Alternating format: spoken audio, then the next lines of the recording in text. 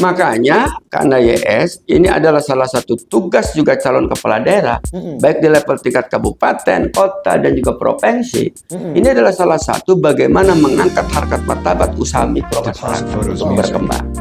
Jangan bikin visi dan misi itu yang tidak bisa ditangkap oleh masyarakat. Yang mudah, realistis, gampang, tapi realistis gitu. Jangan kita akan membangun dan sebagainya, kan gitu. Tapi gak ada yang dikerjain. Tapi tidak ada yang kerjain. Kan begitu. Kayak contoh, udah tahu dia caleg, ya kan? Saya akan bangun. Emang lo kepala daerah mau caleg? Caleg itu punya konsepnya, disajikan dan diberikan kepada OPD. Kalau jalan ke Perkim, ke PO, ya kan? Urusan berkat ke Dinsos, ya kan gitu. berkat ya disesuaikan dinas sosial. Nggak tahu yang dikasihnya benar atau tidak kan. Jadi ini karena YS kita ini masih sangat jauh berbicara konteks pemerintahan. OPD ini menurut saya lah yang mutu wala yahya belum. Wala mutu wala yahya, tidak bermutu jadi kau belum berupaya. Tidak bermutu dan tidak berupaya. Belum berupaya kan begitu. Ya saya buka aja nggak apa-apa. Ini kan sekarang karena YS bagi pengusaha kecil ini akan tersungkur. Tersungkur. Kenapa tersungkurnya? Ya satu harus ada uang.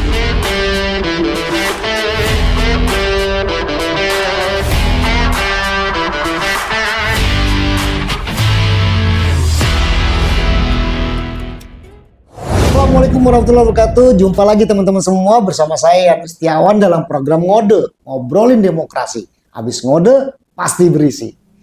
Di Election and Democracy Studies kita beberapa kali berdiskusi tentang pemilihan kepala daerah, terutama kaitannya dengan agenda pemilu kepala daerah serentak di tahun 2024. Kali ini saya ditemani atau kedatangan seorang sahabat lama, sahabat saya, bahkan ini termasuk salah satu guru saya. Saya biasa menyebut beliau ini Kanda BG. Nama aslinya Kanda Gaus Alam. Ya.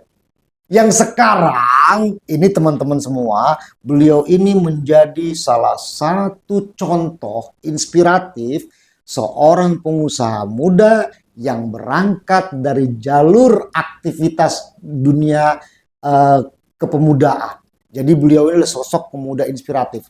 Saya sapa dulu beliau, Kanda BG. Assalamualaikum. Waalaikumsalam warahmatullahi wabarakatuh. Gimana Kanda? Terima kasih sudah datang di EDS. Saya kangen betul. Kanda BG ini teman-teman semua, ini seringkali punya istilah-istilah, punya kata-kata itu yang menggelitik.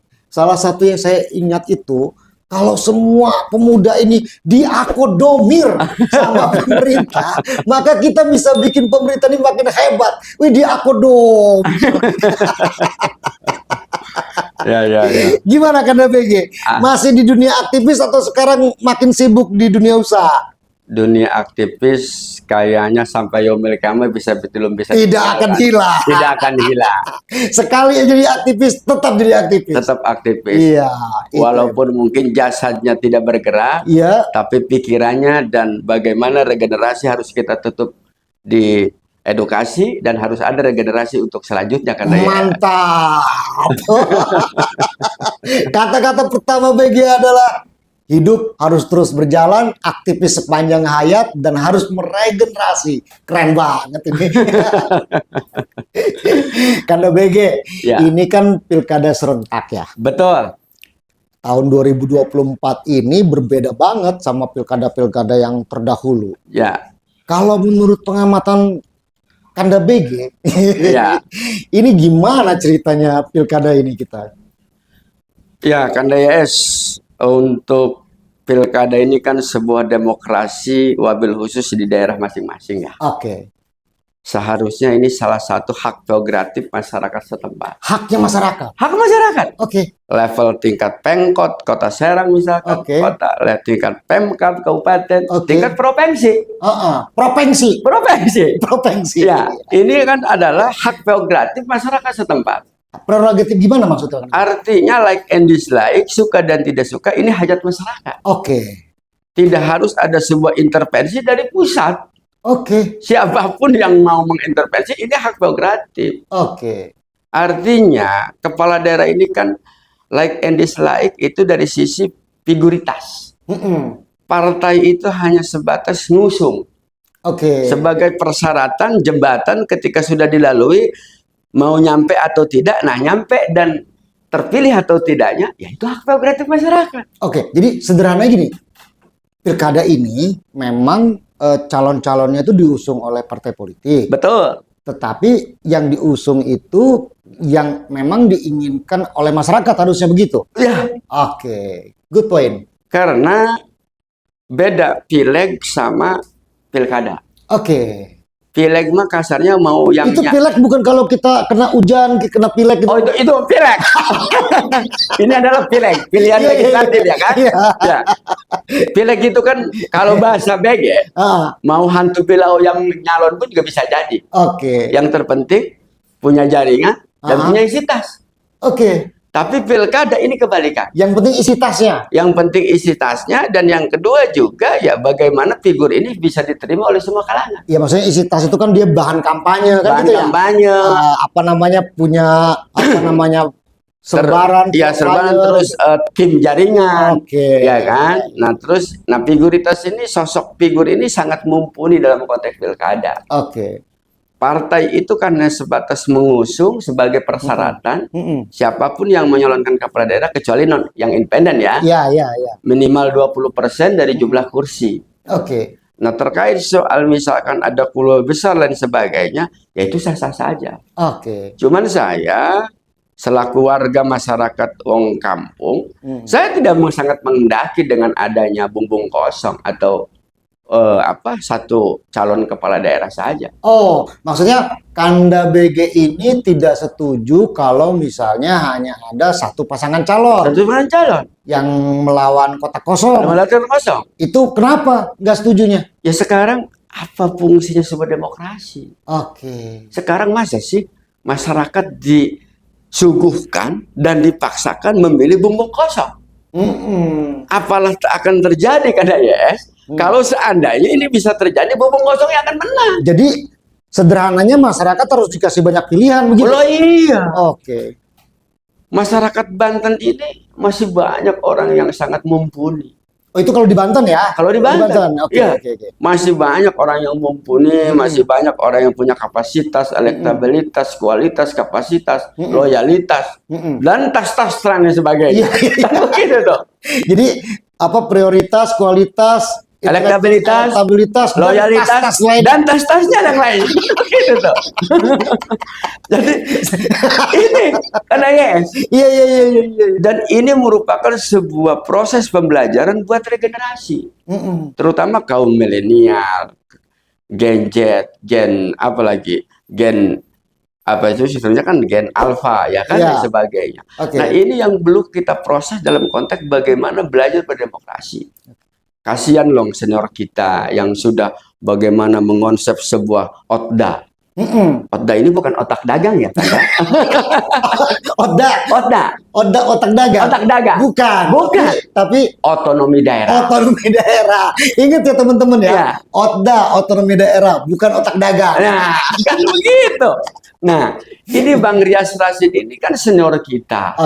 Yang sudah menggelontorkan bikin konsep dan masalah OTDA. Nah, OTDA ini kan orientasinya bagaimana belajar berdemokrasi. Kembali kepada daerah punya hak prerogatif. Bukan artinya top down, tapi ini adalah bottom up. Jadi OTDA itu adalah satu cara untuk mengembalikan bahwa yang punya kuasa ini masyarakat di daerah. Ya. Dari don, dari bawah, dari don, ya. Tapi bukan Don Yuan ini ya. Bukan. Jadi kan kalau misalkan kita selalu top down, kita kan seolah-olah dicicili. Oh iya. Disuapi. Mungkin juga ada sebuah intervensi. Dan itu dilakukan pada periode-periode. Dan itu zamannya Orla dan Orba lah ya kan. Iya. Sekarang kan zaman Kibengen. Zaman Kibenet. Sekarang katanya zaman repot nasi. Kan begitu tuh. Iya. Kita ini kan salah satu pelaku pasca reformasi. OTDA ini kan setelah pasca reformasi tahun 98 tahun 2000 Ilyas Rashid menggelontorkan membuat konsep sebuah OTDA tadi. Oke. Nah, lalu sekarang dengan adanya otonomi daerah, semuanya adalah bagaimana daerah yang punya kekuasaan, daerah yang bisa punya memilih, dan juga bagaimanapun kemajuan daerah, ya bagaimana masyarakatnya dengan pemerintahnya. Oke, keren. Begitu karena ya. Keren. Jadi OTDA ini bukan dalam konteks konsep otak dagang tadi. Oke. Saya masih mau dalam ini apa namanya? Itu otak dagang gimana sih? Maksudnya gimana gitu? Ya kan kalau berbicara konteks otak dagang ini kan bisa aja sebuah dimonopoli kan ya. Oke, dimonopoli calonnya ini. Calonnya ini baik dalam konteks koridor misalkan kebijakan, Oke. baik dalam konteks misalkan politik, Oke. semua terakomodir. Terakomodir mereka. Terakomodir. Mereka atau masyarakat yang terakomodir? Mereka. Oke. Masyarakat itu Mereka itu siapa? Elit gitu maksudnya. para elit. Para elit. Terutama partai politik. Oke. Jadi para elit para elit partai politik mengakomodir partai politik aja. Mengakomodir politik saja. Padahal itu hanya sebuah persyaratan untuk bagaimana kita bisa nyalon. Oke. Kecuali begini, ketika misalkan Sueb nyalon kepala daerah, diusung cukup dengan memenuhi syarat partai politik udah jadi. Oke. Lain urusan. Ini partai politik kan persyaratan jembatan Oke. untuk menjadi calon kepala daerah baik tingkat level kabupaten, kota, dan provinsi. Setelah itu diserahkan kepada masyarakat. Terus ntar gimana kalau misalnya pasangan calon nggak ada pasangan kepala daerahnya cuma satu, terus lawan kota kosong itu ya? Ya. Nah kota kosongnya menang. Ntar gimana itu kalau kayak gitu? Nah, berarti kan jodoh ini yang jadi kan? Jodoh kebo. Jodoh kebo atau hantu bilau yang jadi kan begitu. Nah, Iya. ini Banten ini jangan sampai terjadi kan lah ya. Oke. Saya yakin masyarakat Banten masih punya keinginan dalam konteks kemajuan, dalam konteks punya kepala daerah yang sangat luar biasa. Karena pemilu ini juga bukan baru kali ini, pilkada juga bukan baru kali ini. Betul. Janganlah masyarakat disajikan dan disuguhkan dengan hal konteks-konteks unsur paksaan. Oke. Kita ini kasihlah kesempatan peluang biar masyarakat, where is choice? Oke. Mana yang masyarakat pilih? Oke. Dan masyarakat diinginkan kan begitu. Oke. Terima kasih Kanda BG. Teman-teman semua, ini keren sekali apa yang disampaikan oleh Kanda BG. Ini pilkada harus jadi pestanya masyarakat. Ya. Ini punyanya masyarakat. Tidak boleh hanya mengakomodir Ya. partai politik Partai dan politik. elit, Ya. tapi justru mengakomodir Ya. keinginannya masyarakat. Masyarakat Sehingga masyarakat punya pilihan. punya pilihan. Untuk mau pilih yang kanan atau yang kiri, Nah, jadi gitu ya. Ya. Yang atas atau yang bawah, Nah, gitu ya. Iya. Jangan yang itu aja. Iya. Teman-teman semua, sementara kita rehat dulu, nanti kita masuk pada segmen kedua.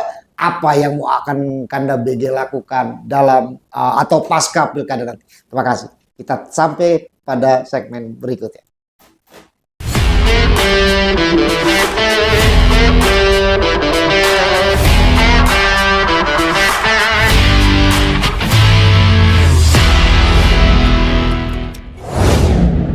Jumpa lagi teman-teman semua, masih bersama saya Nustiawan dan bersama Kanda BG. Kanda BG motivator. Oh. Nomor di ponselnya begitu. Iya. Kanda BG motivator. Karena ini kan kita sudah bicara tadi bahwa pemilu kepala daerah ini di tahun 2024 ini harusnya ini menjadi tempatnya rakyat membuat pilihan. Betul. Nah, kalau dikaitkan dengan posisi Kanda BG sekarang yang tengah bermetamorfosa dari aktivis menjadi pengusaha. Ya. Ada nggak kaitannya nih antara pilkada yang mengakomodir elit politik tadi, kan gitu, yang hanya mengakomodir elit politik tadi dengan kalangan dunia usaha. Gimana Kanda BG? Oh jelas ini karena YS ada sebuah korelasi. Karena usaha di pemerintah ini tanpa politik menurut saya nonsens. Oke. Karena kita bermitra dengan pemerintah tanpa diembel-embeli dan diiringi dengan sebuah politik nggak bisa. Oke. Gimana maksudnya itu? Jadi usaha di pemerintah kalau hanya just ansih pribadi saya yakin nggak bakalan bisa. Oke. Jadi yang pertama adalah konteks kepentingan udah jelas. Oke.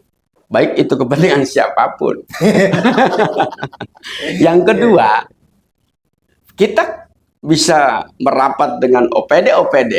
Ini kan kalau misalkan hanya one man show, emang lu siapa? Oh. Tidak akan ditolerir itu kan YS. Nggak ada binnya. Nggak ada binnya. Kecuali ini BG adalah binnya bin Sueb misalnya. Oke. Kan begitu. Baru terakodomir tuh. Kalau tanpa itu tidak terakodomir. Menurut saya sangat ampa. Lalu kita dengan, apalagi sekarang dengan sistem e-katalog ya. Oke. E-katalog ini kan sangat mempersempit. Mempersempit terjadinya sebuah, bahkan ini untuk terjadi sebuah kongkolingkong ini kan ya. Gini, e-katalog kan satu jalan ya. Ya. Supaya dunia usaha kita tuh terukur, kemudian juga punya standar-standar Ya. kan begitu. Ya. Di mana problemnya? Yang kong kali kongnya itu di mana tuh? Satu, dengan adanya e-katalog ini secara tidak langsung menggerus pengusaha-pengusaha kecil. Oh, pengusaha UMKM. Bukan, pengusaha-pengusaha yang masih bergerak minoritas menengah ke bawah. Iya. Kalau dulu misalkan pengadaan gelas, kita kan tidak harus terdaftar di etalase, dicantumkan gelasnya ini dan sebagainya. Kita seolah-olah sudah punya toko. Oke. Nah lalu kita, kalau nggak punya toko, apa yang mau dicantumkan dalam etalase? Iya. Toko orang ya kita masukin ke etalase perusahaan kita. Iya. Ya kan? Iya. Kalau dulu misalkan CV Sueb mendapat pekerjaan pengadaan, Oke. ya kita tinggal belanja. Oh. Namanya juga pengadaan ya kita tinggal diadadain kan begitu. Karena dia pengadaan, maka tinggal diadadain. Tinggal diadadain kan begitu. Nah kalau sekarang misalkan ada pengadaan gelas, perusahaan kita sudah harus ada etalasenya, gelasnya ini apa aja, modelnya apa saja. Oh, di situ kong kali kongnya. Di situ. Yang kedua, dengan kebijakannya sistem e-katalog, ini jelas kebijakan ke PPK. PPK ini adalah jelas semuanya mayoritas kepala dinas. Oke. Karena tidak boleh kecuali yang sudah punya sertifikat. Nah, sedangkan di Banten ini terhitung jari kan YS yang punya sertifikasi untuk menjadi PPK. Nggak, maksud saya gini, jadi untuk menyelenggarakan sistem yang benar itu, bahkan ternyata pemerintah daerah juga masih belum siap. Belum siap. Karena beberapa aparaturnya belum memenuhi kualifikasi.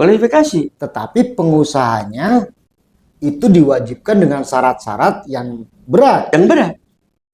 Terus, tapi kan kepala daerah itu kalau kampanye kan bilang pro UMKM, pro pengusaha lokal. Itu gimana? Nah, karena ya sini sangat menarik. UMKM selama ini sampai kapanpun menurut saya, kalau hanya sebatas dilakukan oleh pemerintah, terutama dinas koperasi, ini catatan nih, harus di stabilo ini. Stabilo nih harus. Stabilo sama wabil khusus di koperasi. Selama ini koperasi, dinas koperasi ini hanya sebatas konteks bagaimana mengakomodir para UMKM.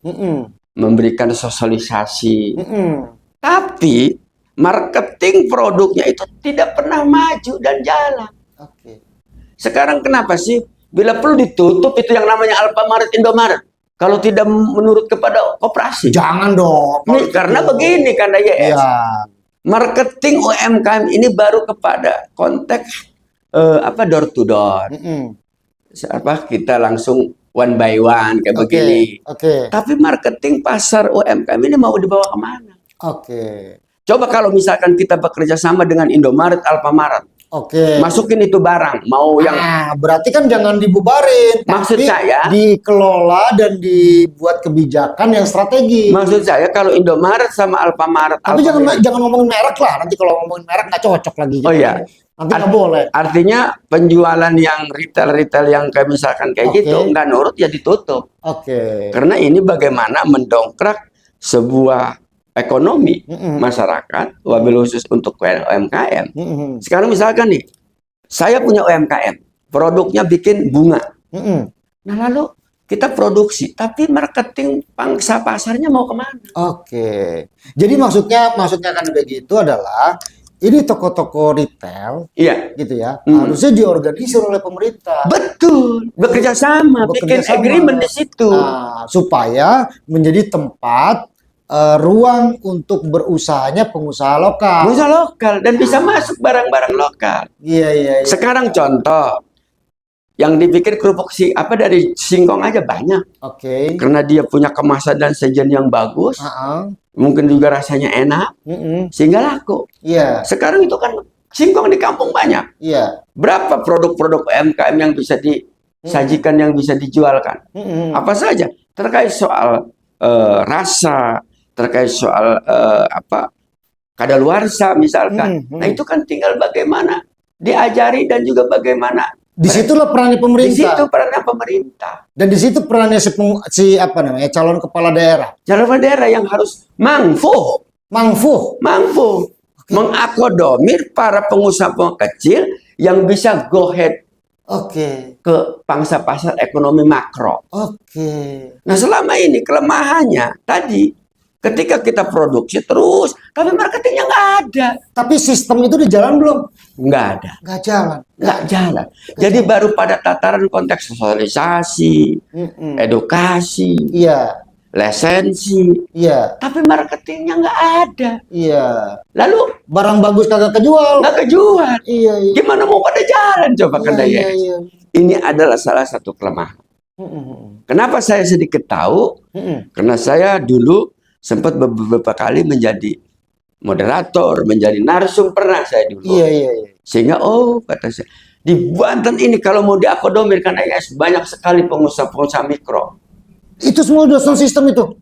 Dan itu ada yang sudah punya lisensi, hak cipta. Ada juga yang belum. Nah, itu kan tinggal dilatih.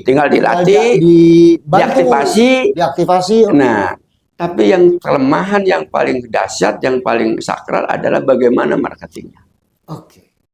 Ini adalah salah satu problem yang belum ada solusinya. Dan itu nggak diomongin sama si calon-calon kepala daerah yang tadi. Dan itu belum dilakukan. Dinas koperasi ini, nggak apa-apa saya sebut dinas karena mereka adalah bidangnya. Kalau lembaga negara nggak apa-apa. Iya, karena menurut saya ini tidak punya konsep menurut saya dalam konteks untuk bagaimana meningkatkan usaha mikro masyarakat itu. Boleh dicek sama Kanda YS. Bila perlu, dinas koperasi masih menggegeg, kan begitu? Ya kan? Begitu saja. Lebih baik dibubarkan aja itu dinas koperasi. Apa fungsinya? No function itu dinas koperasi. No function. Iya. Lalu gitu. Jadi kayak nih, saya sampai beli contoh produk sepatu lokal. Dan itu bisa kan dengan mesin sederhana juga bisa. Dan itu kualitasnya bisa dibandingkan dengan krokodil. Iya. Jangan merek dah. Pokoknya dengan sepatu artinya merek yang high class. High class ya kan? Iya. Itu tidak kalah beda. Dan tidak memalukan. Cuman kalah nasib aja dia. Dan kalah nasib aja. Kenapa? Ya tadi marketingnya. Iya. Sekarang semua masyarakat bagaimana UMKM digalakkan, bagaimana produksi banyak dan sebagainya. Tapi marketingnya kalau untuk outputnya nggak ada mau gimana? Bikin comro, misalkan kan? Iya. Hasil UMKM. Kalau kayak di Pandeglang ada balok lain sebagainya empik. Ya kalau 2 bulan, kue balok sehari 2 hari ya basi. Coba misalkan kalau rapat-rapat di dewan, di dinas-dinas, coba prioritaskan kue-kue lokal UMKM. Tinggal bagaimana kita difasilitasi dan kita bekerja sama. Misalkan nih, menu hari ini kue balok. Menu besoknya papais. Menu besoknya jojorong. Gitu tuh. Jojorong. Saya seneng itu. Nah, ya kan? Yang jojorong itu yang ada gulanya itu kan? Yang ada gulanya coklat dan mancung. Iya. Lancip. Mantap itu rasanya itu. Mantap itu rasanya. Nah, dan juga ada satu lagi kue yang digotong. Apa itu? Kayak seperti apem, tapi pakai santan, warnanya putih. Kalau makan harus digotong begini. Iya. Karena kalau nggak digotong mencret ya. Kan? Nggak, saya menangkap semangatnya Kanda BG ya, bahwa bagaimana misalnya pemerintah daerah, provinsi, kabupaten kota itu menggunakan produk lokal. Betul. Sebetulnya itu semangatnya KDBG. Betul, harus itu. Menggunakan produk lokal, kemudian menyajikan sajian khas. Khas. Kan begitu? Betul. Dan itu bisa dilakukan oleh mantan-mantan aktivis yang jadi pengusaha, bisa kan itu kan? Menurut saya ini tinggal bagaimana respon niat baik, bagaimana pemerintah untuk meningkatkan ekonomi mikro. Oke. Sekarang UMKM ini kan dari YS, apapun ada. Apapun ada. Apapun ada. Mulai dari sepatu, anyam-anyaman, Oke. mau bakul, irik, di kampung saya pun ada. Dan itu nggak bakal ada di katalog. Dan itu bukan harus saya katalog sebenarnya. Dan itu pun kalau misalkan emang lisensinya sudah bagus, itu bisa dibikin e-katalog, dibikin etalase. Oke. Nah sekarang kami share-kan air mineral. Di kita ini banyak kan air mineral yang produk negara kita, Banten. Iya. Nggak usah menyebut merek kan karena ya. Jangan. Tapi banyak kan. Yang sudah RO-nya, udah di hasil uji lab-nya, hasil dan sebagainya. Dan saya justru sekarang itu lebih menyukai minuman lokal. Oke. Satu, emang harga agak miring. Yang kedua, diminumnya enak. Iya. Yang ketiga, ngapain beli produk orang? Iya. Kan dari kita untuk kita. Iya, betul. Saya setuju. Nah, ini pun juga salah satu tugasnya Bapenda dalam rangka bagaimana meningkatkan PAD. Oke. Jangan masyarakat dicekekin untuk bayar pajak. Oke. Tapi di lain sisi masyarakat tidak pernah dikasih peluang untuk bagaimana dia menambah ekonominya. Jadi aktivis kalau kayak gini nggak jadi pengusaha lagi. Nah, iya, kan itu kan ya. Jangan bahwa sekarang saya melihat kemarin apabila tidak bayar pajak kendaraan akan jemput bola ke rumah. Emang lesing. Ya kan lesing Bapenda ini kata gua. Bagi orang masyarakat yang tidak bayar pajak akan dijemput bola ke rumah. Ya kan lesing sama 11-12. Iya. Makanya ini kepala Bapenda harus punya mindset. Bagaimana menaikkan PAD dari produk-produk lokal ini salah satu untuk menaikkan. Tapi kalau yang tadi itu mulai dari UMKM, koperasi, kemudian perdagangan, kemudian Bapenda, ini kan cuma aparatur sipil negara, tergantung si kepala daerah ya dong kan BG. Nah sekarang usulan itu kan tetap ada di kepala daerah, ada di kepala dinas. Iya. Sekarang kepala dinas ini apa kerjaannya selama ini? Yang diakonomir ini apa? Iya. Hanya sebatas program kerjanya copy paste doang. Enggak, maksud saya kaitan sama pemilihan kepala daerah. Ini kan berarti kan yang harus bertanggung jawab itu kan si kepala daerahnya. Oh ya, ini juga salah satu PR buat kepala daerah bakal calon. Dia yang harus mampu melihat kondisi objektif wilayah Banten kayak seperti gimana, trias politiknya seperti apa. Terus ragam masyarakatnya apa yang dia kerjakan oleh masyarakat itu seperti apa. Ini harus mengerti dan paham kondisi dapat di grassroots ini seperti apa. Ya, tapi bagaimana mau paham kalau misalnya dia jadi kepala daerah karena urusan tadi itu kan? Ya. Yang akodomir elit tadi tuh. Nah, lagi-lagi ini kan hanya sebatas untuk mengantarkan saja. Tapi terkait soal jadi dan tidaknya itu adalah hak prerogatif masyarakat wabil khusus di rakyat Banten. Balik lagi ke sana berarti ya. Oh iya. Jadi berkembangnya UMKM, berkembangnya industri masyarakat, berkembangnya aktivitas masyarakat itu sangat tergantung dari visinya seorang kepala daerah. Yang itu nanti akan dilaksanakan oleh aparatur pemerintahan daerah. Di organisasi pemerintahan daerah. Mereka kan buat program yang bagus. Kan begitu? Betul. Yang bisa mengangkat masyarakat. Makanya karena YS ini adalah salah satu tugas juga calon kepala daerah, baik di level tingkat kabupaten, kota, dan juga provinsi. Ini adalah salah satu bagaimana mengangkat harkat martabat usaha mikro masyarakat untuk berkembang. Jangan bikin visi dan misi itu yang tidak bisa ditangkap oleh masyarakat. Yang mudah, realistis, gampang, tapi realistis gitu. Jangan kita akan membangun dan sebagainya. Kan gitu. Tapi gak ada yang dikerjain. Tapi tidak ada yang kerjain. Kan begitu. Kayak contoh, udah tahu dia caleg, ya kan? Saya akan bangun. Emang lo kepala daerah mau bangun caleg? Caleg itu punya konsepnya, Iya, iya. disajikan dan diberikan kepada OPD. Iya, iya, iya. Kalau jalan ke Perkim, ke PO, Oke. ya kan, urusan berkat ke Dinsos, ya kan gitu dong. Berkat. Berkat, ya disesuaikan dinas sosial. Iya, iya, iya. Iya, Nggak tahu yang dikasihnya benar atau tidak kan. iya, iya, iya, iya. Jadi ini karena YS, kita ini masih sangat jauh berbicara konteks pemerintahan. Oke. OPD ini menurut saya lah yang mutu wala yahya. Belum. Walau mutu walah. Wala yahya, tidak bermutu dan juga belum berupaya. Tidak bermutu dan tidak berupaya. Belum berupaya, kan begitu. Nah, jadi kembali kepada tadi, ini adalah sebuah PR besar Iya. bagi siapapun calon kepala daerah. Ini adalah satu program kerja yang sangat luar biasa. Saya yakin masyarakat akan dipilih siapapun calon kepala daerah. Oke. Menarik sekali teman-teman. Emang kalau ngobrol sama Kanda Gaos ini, Kanda BG ini, kita bisa lupa waktu. Tapi kita tetap harus rehat sejenak. Kita tetap di program Ngode, ngobrolin demokrasi, habis ngode pasti berisi.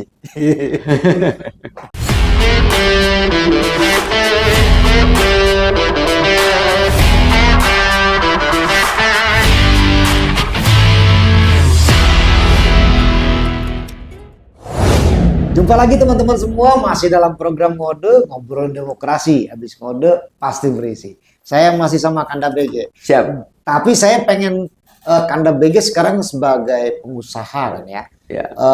Ini kan kepala daerah, calon kepala daerah itu semuanya bilang, oh saya pro UMKM, saya pro terhadap pengembangan ekonomi mikro, saya pro bisnis, kan gitu. Tapi maksud saya Kanda BG, di ke depan itu yang dibutuhkan oleh para pengusaha seperti Kanda BG ini apa sebetulnya?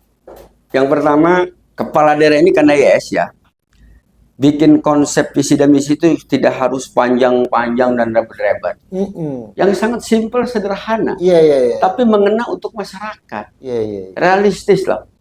Sekarang coba calon kepala daerah ini lebih diprioritaskan kepada peluang-peluang yang sudah ada di daerah. Itu harus dijadikan skala prioritas. Jadi kalau misalkan itu yang dijadikan sebuah skala prioritas, saya yakin kepala daerah ini akan terpilih. Tanpa ada pamrih, masyarakat akan berduyun-duyun. Karena apa? Memprioritaskan bagaimana usaha-usaha mikro dan juga produk-produk daerah yang bisa diangkat dan bisa dilakukan. Jadi prioritas lah yang akan membuat diri pilih. Bisa jadi. Bukan tas-tas yang lain. Bukan tas-tasan. Itu dalam konteks mungkin untuk perahu saja yang tas-tas tadi. Kalau misalkan untuk ini, nah ini adalah PR buat kepala daerah siapapun yang terpilih. Ini pangsa pasar UMKM harus dilakukan dan harus betul-betul diberikan sebuah ruang untuk ke depan. Dan sebetulnya bukan cuma di satu provinsi kan itu kan? Betul, tingkat kabupaten kota. Dan bukan cuma di sini kan? Dan bukan hanya di sini. Bahkan di Pulau Kalimantan, Pulau Kalimantan. Sulawesi. Oh iya. Saya kan YS sekelas hotel bintang 5. Jakarta loh. Betawi, Batavia. Itu di situ masih ada kulub jauh, singkong rebus. Lillahi ta'ala, satunya cukup mahal. Satu kulub jauh 25.000. Cek saya kalau di lembur saya bisa sebaskom ini kata saya begitu. Teman-teman kulub jauh tuh tahu nggak? Itu singkong rebus ya? Pisang rebus. Pisang rebus. Pisang rebus. Pisang rebus. Pisang rebus. Kulub jauh. Dan itu ada di hotel berbintang. Tapi di lingkungan sajiannya pemerintah di Banten itu tidak ada. Dan ini saya ngomong bukan hoax. Ini pengalaman pribadi. Dan saya sampai makan. Kata saya, kenapa di hotel kita padahal ini produk lokal. Tapi di hotel-hotel kita tidak ada sajian-sajian itu. Mereka dengan gaya gengsi makanan burger, gua nggak suka justru kayak begitu. yang kayak begitu lebih baik yang alami, realistis, dan itu produk lokal. Nah ini adalah satu tugas siapapun calon kepala daerah, baik tingkat kabupaten, kota, dan provinsi. Menurut saya, yuk angkat bagaimana usaha mikro masyarakat ke depan untuk akan lebih maju. Karena bagaimanapun ini jangan hanya sebagai alibi masyarakat, sebagai lelemet saja. Lelemet. Untuk kepentingan masyarakat, Iya. untuk kebutuhan masyarakat, Iya. untuk kemajuan masyarakat. Dari lelemet jadi lepeh itu nanti. Nah, nanti jadi lepeh. Nah, kita masyarakat sudah cukup dibohongi, sudah cukup dikibulin, sudah cukup. Sebetulnya tahu kalau dibohongin gitu. Tahu. Serius ini? Serius. Masyarakat tuh tahu kalau dibohongin. Tahu. Dibohongin gimana maksudnya? Ya artinya masyarakat hanya sebatas untuk jadi talenan. Telenan. Talenan, bukan talenan ya. Iya. Talenan. Talenan, oke. Hanya untuk bagaimana merauk simpati. Oh. Seolah-olah dia peduli, dia open, dia care. Hanya untuk apa ya? Live service. Meraih suara. Meraih suara. Oke. Mengakomodir bahwa seolah-olah kita ini merakyat. Oke. Padahal mah Begitulah. Begitulah. Iya. Nah, ini salah satu tugas. Itu tadi kalau di industri kuliner. Ya. Kalau di perdagangan umum gimana? Nah, ini perdagangan umum untuk calon kepala daerah yang terpilih. Oke. Janganlah gaya-gaya lama dipakai kembali. Gaya-gaya lama tuh gimana? Ya. Gaya lama ini karena YS yang punya duit, Oke. yang punya kedekatan, Oke. ya, yang namanya nepotisme, yang namanya koalisi, ini selalu akan terjadi. Koalisi, bukan koalisi ya, koalisi. Koalisi. Yang sekuali aja. Ya, hanya orang-orang terdekat. Iya. Ingat teman-teman ya, maksudnya Kanda BG ini bukan koalisi, tapi koalisi. Koalisi. Yang ada di dalam kuali. Yang di dalam kuali. Jadi L2. Apa itu? Lu lagi. Kan begitu. Sedangkan dalam aturan itu tidak boleh juga kan? Oke. Itu akan jadi temuan. Oke. Kalau misalkan satu OPD itu misalkan perusahaannya itu lagi, itu nggak boleh juga. Itu ada aturannya jelas. Iya. Kalau tidak salah maksimal itu satu perusahaan itu 3 kali. Oke. Atau dengan kapasitas misalkan sekelas CP, itu tidak boleh lebih daripada mengerjakan itu 15 miliar. Oke. Jadi kalau misalkan perusahaan PT, ya mungkin itu di atas 15 miliar sebagainya. Iya.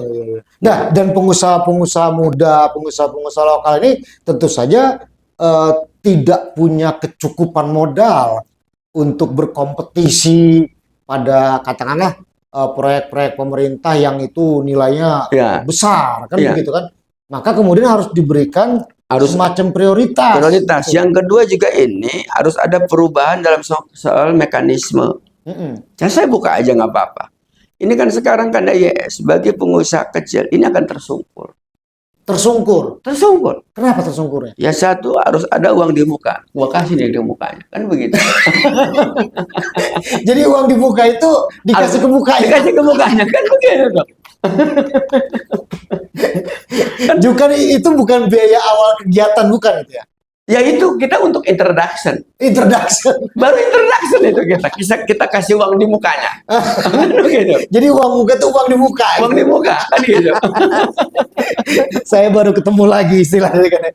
Uang muka, uang di muka. Uang di muka. Ya, kan gitu. Jadi bukan uang muka. Kalau uang muka itu kan semacam apa? Semacam tanda jadi. Gitu. DP lah. DP. Iya. Down payment. Gitu, down payment ya. Iya. Tapi kalau ini uang di muka. Uang di muka dikasih di mukanya. Itu zaman dulu kali, zaman sekarang nggak ada. Sekarang masih berjalan. Masih berjalan juga. Masih berjalan. Ini adalah salah satu yang harus kita. Mungkin lagunya Sepanjang Jalan Kenangan, BE. Bisa jadi. Nah, ini adalah mindset dan karakter birokrasi yang harus dirubah juga karena saya setuju sekali. Ini yang harus belur. Makanya kepala daerah siapapun yang terpilih ke depan.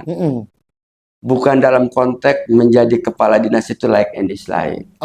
Setuju. Tapi betul-betul sesuai dengan kapasitas, kredibilitas, dan juga dengan kemampuannya. Oke lah, semuanya juga butuh. Tapi jangan pola itu yang dipakai lah. Kasihan. Bagaimana pola yang diharapkan oleh teman-teman pengusaha muda yang di level lokal ini? Ya kita ini kan karena YS usaha ya. Bukan minta, bukan ngemis. Ya walaupun kita kasarnya nggak dipinta, kita juga paham lah. Ya kan? Kan tetap aja nggak boleh dong, walaupun Beda. oh beda, beda. Karena YS misalkan kepala OPD. Oke. Oke? Heeh. Ini ada kerjaan pengadaan goreng es. Ya kan? Iya, Goreng es gitu kan. iya, iya, iya. Ya udah pokoknya goreng es. Heeh. Sekarang NPWP. Oke, apa itu? Nomor piro, wani piro. Itu beda. Sekarang nih misalkan karena YS kepala daerah. Oke. BG ini ada pengadaan bikin gegetuk. Oke. Oke, saya kerjain. Oke. Ketika sudah selesai dan sebagainya, masa iya sih saya tidak ada toleransi atau tidak ada ucapan terima kasih Oke. kepada Kanda YS misalkan selaku kepala dinas. Oh Kanda YS, ini kebetulan saya dapat. Tapi kan sebetulnya itu nggak boleh juga kan BG. Nggak boleh, nggak bisa. Kalau dari tidak ada unsur kepentingan dan paksaan, Oke. saya selaku pelaksana sah-sah saja. Oke. Tapi setelah pekerjaan selesai. Setelah pekerjaan selesai. Oke. Ini mah pekerjaan belum mulai, ya kan? Sudah ada bayar di muka. Nah, kerjaannya juga entah apa. Iya. Ini sudah harus uang di muka. Ini realistis lah. Iya, iya, iya, iya, iya. Ya, saya kira kalau teman-teman yang pengusaha lokal paham kali ya. Saya sih sebenarnya nggak begitu paham amat ini. Cuma saya bisa membayangkan ini. Ada pekerjaan belum dimulai, harus ada uang di muka. Uang di muka. Kalau nggak ada uang di muka, nggak akan ada pekerjaan. Nggak bakal dapat pekerjaan. Jadi bahkan orang punya berpikir begini. Ngapain gua katanya jadi tim sukses kepala daerah? Jangan dapat pekerjaan, gue harus ada uang di muka. Itu juga termasuk tim suksesnya begitu. Itu termasuk tim sukses juga. Ya udah katanya gue bawa karung aja kok pede. Ada berapa kegiatan yang harus gue bisa kerjain? Tuh sekarung gue siapin. Itu bebersih gitu maksudnya itu. Iya, kan? Nah inilah mindset yang harus dilakukan oleh kepala daerah. Iya. Oke, semuanya kepentingan kebutuhan ada. Cuman dengan mekanisme dan metode yang ini yang harus mindset yang dirubah. Oke, saya setuju. Jangan L2 melulu. Lu lagi, lu lagi. Oke. Saya yakin kepala daerah punya konsep yang bagus akan merubah sebuah tatanan, merubah sebuah perubahan kemajuan, mengangkat sebuah harkat martabat masyarakat kecil, usaha mikro. Tanpa kampanye pun saya yakin itu akan terpilih dan akan jadi. Oke. Katanya keren sekali kata-katanya. Jadi di akhir acara, di akhir diskusi kita, teman-teman semua, banyak pesan sebetulnya yang disampaikan oleh Kanda BG ini dengan cara beliau menyampaikan. Yang pertama bahwa pilkada ini memang berbeda, sehingga masyarakatlah yang harusnya memiliki otoritas untuk membuat pilihan. Betul. Masyarakat harus disuguhkan calon-calon pemimpin yang baik. Pemimpin yang baik itu menurut pandangan kalangan pengusaha muda seperti Kanda BG ini adalah yang pro terhadap pengembangan usaha mikro, terhadap pengusaha-pengusaha lokal.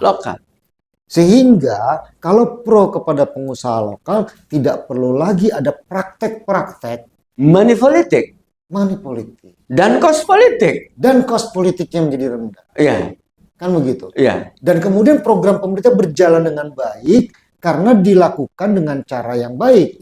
Tidak ada uang di muka. Ya. Kan itu ya? Ya. Di muka atau di meja? Di muka. Di muka. Kalau di meja bisa diambil orang misalnya. Saya kira teman-teman semua cukup bisa mengambil hikmah dari diskusi ini, bisa mengambil pesan yang tersimpan di dalamnya. Diskusi kita penuh canda, tetapi saya kira punya makna yang sangat luar biasa. Terima kasih Kanda BG. Sama-sama. Di akhir kata, apa yang ingin Kanda BG sampaikan kepada calon kepala daerah terutama? Oh ya. Baik Kanda YS, message saya kepada calon kepala daerah baik tingkat level kabupaten, kota, dan provinsi. Yang terpenting nawaitu tulus untuk bagaimana memajukan kesejahteraan masyarakat. Masyarakat sangat sangat menanti pemimpin yang betul-betul pro rakyat, yang betul-betul untuk mensejahterakan rakyat. Rakyat ini samina wa ta'na, selalu nurut apapun perintah kata pemerintah. Tidak ada yang membantah. Tapi ini harus balance, ada take and give terhadap pemerintah dengan masyarakat. Jangan hanya masyarakat dicekakin terus tapi feedbacknya tidak ada. Jangan kayak seperti juga Bapenda hari ini, apabila masyarakat tidak bayar pajak 2 tahun berturut-turut, maka akan dijemput bola datang ke rumah. Emangnya lesing? Menurut saya ini harus di-delete ini karena YS. Memalukan ini sebagai sosok kepala daerah, kepala Bapenda ini kan. Bapenda, iya. Lah iya. Jangan sampai beralih lesing ini ke Bapenda. Kan begini nih. Nah, saya yakin masyarakat menunggu benar-betul calon pemimpin yang betul-betul untuk memajukan dan juga mengangkat harkat martabat masyarakat. Terutama dalam usaha mikro UMKM. Harus jelas dibawa kemana arahnya. Harus sound system. Harus sound system. Yang terpenting satu, jangan pernah membohongi dan membodohi masyarakat. Sudah cukup masyarakat menjadikan korban dan menjadikan lelet politik selama ini untuk kepentingan kelompok dan golongan saja. Oke, terima kasih. Terima kasih karena teman-teman semua. Pesannya sangat dalam, disampaikan dengan cara yang sangat sederhana, disampaikan dengan penuh semangat, dan itu menunjukkan bahwa ada harapan besar dari masyarakat terhadap suksesnya penyelenggaraan Pilkada serentak tahun 2024. Sampai jumpa dalam program ngode selanjutnya. Kita ngobrol demokrasi, habis ngode pasti berisi. Sampai jumpa di pertemuan selanjutnya. Assalamualaikum warahmatullahi wabarakatuh. Waalaikumsalam warahmatullahi wabarakatuh. Terima kasih karena BG. Sama-sama karena Yes. Deposit Photos Music.